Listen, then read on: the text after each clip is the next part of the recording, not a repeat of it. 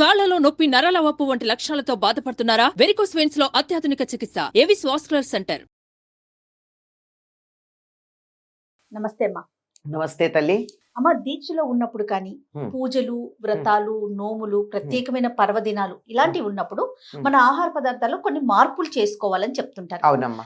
ముఖ్యంగా వెల్లుల్లి, ఉల్లి ఇలాంటివి తినకూడదు అని చెప్తారు. దీనికి ప్రత్యేకమైన కారణాలు ఏమైనా ఉన్నాయమ్మా? ఇదంతా కూడా శరీరానికి ఆహారానికి ఉన్న సంబంధాన్ని గురించి చెప్పే విషయాలమ్మా. మనం తినే ఆహారంలో 6వ వంతు మనస్సుగా మారుతుంది. తర్వాత తింటున్నప్పుడే కొన్నిటికి తేడా తెలుస్తుంది. కారం తినండి, ఆ టైంలో ఎవరన్నా పలకరిస్తే కూడా ఆ క్షణాన్ని చికాకు అంటాం గట్టిగా. అలాగా తక్షణం మార్పు వచ్చేవి, మన ప్రవర్తనలో తక్షణం మార్పు తెచ్చేవి, క్రమక్రమంగా మార్పు తెచ్చేవి, కొన్ని గంటల తర్వాత మార్పు తెచ్చేవి ఉన్నాయి. అందువల్ల ఏదైనా ఒక దీక్షలో ఉన్నటువంటి వాళ్ళు కొన్ని రకాల పదార్థాలు తినకూడదు అని చెప్తారు. అందులో ఏవైతే రజోగుణాన్ని, తమోగుణాన్ని పెంపొందిస్తాయో అవి ఆహారంగా స్వీకరించకూడదు, సాత్విక ఆహారం తీసుకోవాలంటారు. తమోగుణం, రజోగుణం అనేటటువంటి వాటి గురించి చెప్పాలంటే, రజోగుణం అంటే అప్పటికప్పుడు మనసుకి ఉద్రేకపరిచేవి. తమోగుణం అంటే మనసుని ఉద్రేకపరచటం కన్నా కూడా అవి మనస్సును బజ్జో పెడతాయి. అందువల్ల ఏం లాభం అమ్మా? మీరు పూజ చేస్తున్నారు, నిద్రపోతే ప్రయోజనం ఏమిటి? ఉపయోగం ఉండదు కదా. చాలా మంది మెడిటేషన్ అని చెప్పి చూస్తే మనకు తెలుస్తున్నది ఏం మెడిటేషన్. అవును, చాలా మందిలో ఉంటుంది కదా. అలాంటి మెడిటేషన్ లోకి వెళ్లకుండా నిజంగా విత్ అవేర్నెస్ ఉండే మెడిటేషన్ లోకి, ద సైలెన్స్ విత్ వైబ్రెన్స్ ఉండాలమ్మా. ఎంత బాగా చెప్పారమ్మా. సైలెన్స్ విత్ వైబ్రెన్స్ అంతే ఉండాలి. కానీ శ్మశాన నిశ్శబ్దము లేకపోతే నిద్ర అయితే అది తమో గుణం అవుతుంది. ఇవి పెంపొందించే ఆహారాలు తీసుకోవద్దు అని చెప్తారు. అందువల్ల ఏం జరుగుతుందంటే, కొన్ని పదార్థాలు మనం తిన్నప్పుడు జీవశక్తి ఎక్కువగా జీర్ణాశయం మీదకి వెళ్ళాలి. జీర్ణాశయం మీదకు ఉన్నటువంటి శక్తి అంతా తిన్న ఆహారం అరిగించుకోవడానికి వెళ్ళింది అనుకో, అప్పుడేమవుతుంది, రక్త ప్రసరణ మనస్సుకి వెళ్ళడం తగ్గుతుంది, బ్రెయిన్కి వెళ్ళడం. దానివల్ల కొంచెం కునికిపాట్లు రావడం, కూర్చోవడం, నిద్రపోవడం, శ్రద్ధ పెట్టలేకపోతాం అంతేనంటారా? దృష్టి ఉండదు. అది ఒకటి ప్రధానంగా అక్కడికక్కడ కడుపు నిండా తినకూడదని చెప్పేది. సాత్వికాహారం ఏమవుతుందంటే తినంగానే అరుగుతుంది, పొట్ట మీద ఎక్కువ బరువు పెట్టదు, అందువల్ల మనసు మేలుకొని ఉంటుంది, జాగృతంగా ఉంటుంది, అవేర్నెస్ ఉంటుంది, అలర్ట్ గా ఉంటారు. ఇది పైకి కనపడేటటువంటిది. ఇది కాక తినేటటువంటి ఆహారం, ఇలాంటి ఆహారం గనక తమోగుణ ప్రధానమైన ఆహారం గనక తీసుకున్నట్టయితే ఏమవుతుందంటే రాను రాను బుద్ధి మందగిస్తుంది. మీరు అంతదాకా ఎందుకమ్మా? వెల్లుల్లిపాయని అలవాటు లేని వాళ్ళు గనక తిన్నట్టయితే వాళ్ళ శరీరంలో నుంచి వచ్చే చెమటలో కూడా వెల్లుల్లి వాసన వస్తుంది. అలవాటు లేని వారు తింటే. అలవాటైన వాళ్ళకి ఎలాగూ రకరకాలుగా అలవాటు పడిపోయి ఒక రకమైనటువంటి దుర్వాసన వస్తుందమ్మా. చాలా మంది శరీరాల్లో నుంచి చెమటలో దుర్వాసన ఉండనే ఉంటుంది. సాత్విక ఆహారం తీసుకునే వాళ్ళకు ఉండదు. చెమటకి తడి ఉంటుంది. ఆ తడి ఎలా అంటే, తడి బట్టలు చాలాసేపు నానబెడితే వచ్చే వాసన వస్తుంది తప్ప దుర్వాసన రాదు. వాళ్ళు యూజ్ చేసిన తర్వాత టాయిలెట్స్ లో కూడా నెంబర్ 1, 2 రెండు యూజ్ చేసిన తర్వాత కూడా వాసన వస్తుంది. ఏదైతే తిన్న ఆహారాన్ని బట్టే ఉంటుంది కదమ్మా. అలాంటిది అంటే మన శరీరం ఆ వాసనలని భరించలేకుండా ఉందన్నమాట. అందువల్ల నియమాలు పాటించేటటువంటి వాళ్ళు మనసుకు ఉద్రేకం కలగకుండా, అలాగే అంతేకాకుండా మనసు మందగించకుండా, మందగింపు కూడా వచ్చేస్తుందమ్మా. అంతే కదా, మత్తు వస్తుంది కదమ్మా. మీరు ఉదాహరణకి నేను ఒక మాట చెప్తా. బాగా పచ్చి ఉల్లిపాయలు తినేసి బాగా కడుపు నిండా అలా కూర్చోండి, నిద్ర వస్తుందా రాదా? వస్తుంది. అది దానికి ఉన్న లక్షణం, లక్షణం. అది తినవలసిన వాళ్ళు కొంతమంది ఉన్నారు. ఎవరు?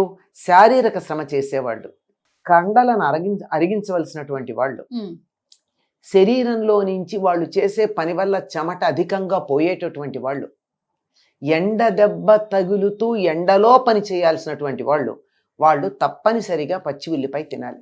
మనం చేసే పనిని బట్టి మనకి ఆహారం.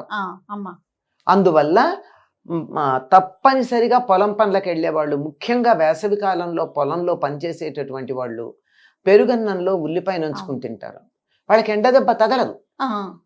ఇంకా కావాలంటే ఒక చిన్న ఉల్లిపాయ ముక్క తలపాగాలోనో చెబ్బెనకాలో పెట్టుకుంటారు.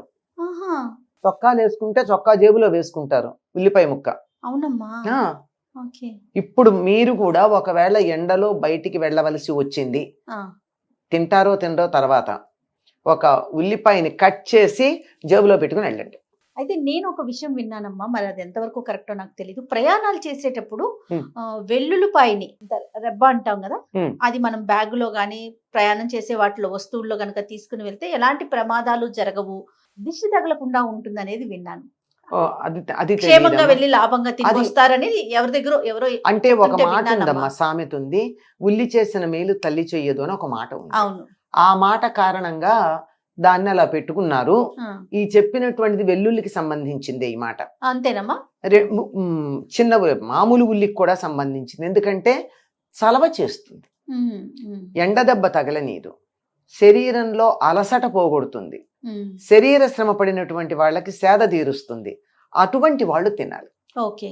తర్వాత ఈ వెల్లుల్లి గురించి వచ్చినట్టయితే దిష్టి తగులటం గురించి నాకు తెలియదు కానీ వెల్లుల్లి పూర్వులు మనకి వైద్యంలో వాడేవారు. వైద్యంలో వాడితే దాని ఫలితం ఎప్పుడు ఉంటుందంటే నిత్యకృత్యంగా ఆహారం తీసుకుంటే అది వైద్యానికి పనికిరాదు. రోజు ఉదాహరణకి రోజు వెల్లుల్లిపై తినే అలవాటు ఉంది, అట్లాంటప్పుడు వెల్లుల్లితో మందుగా తయారు చేసేసినప్పుడు పనిచేయదు. మామూలు మందులు కూడా చూడండి, రెగ్యులర్ గా కొంతకాలం వేసుకుంటే పని చేయడం మానేస్తే మన శరీరంలో ఆహారం అయిపోతాయి.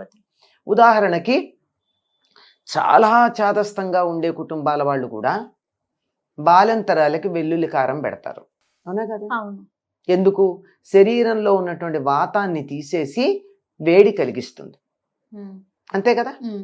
తర్వాత వెల్లుల్లిపై గనక మనం పాలల్లో ఉడకపెట్టి బాల్యంతరాలకు పెడితే 2 పిల్లలకి సరిపడినటువంటి పాలు వస్తాయి. మరి ఇవి ఎవరికి బాగా పనిచేస్తాయి? ఎప్పుడు తినకుండా అలా పచ్చి అప్పుడప్పుడు ఎప్పుడో తినేవాళ్ళకి. రోజు వెల్లుల్లిపై తినేటటువంటి వాళ్ళకి ఇది చేస్తే కూడా ఏమిటండి మీరు చెప్పారు చేసాం మాకు పని చేయలేదంటారు. నీ శరీరం అలవాటు పడిపోయింది. ఒక మందు రోజు వేసుకుంటూ ఉంటే, తలనొప్పి మందులు కొంతమంది వేసుకుంటారమ్మా, మాట మాట్లాడితే ఒక ఆస్పిరినో ఏదో వేసుకునే అలవాటు ఉంటుంది.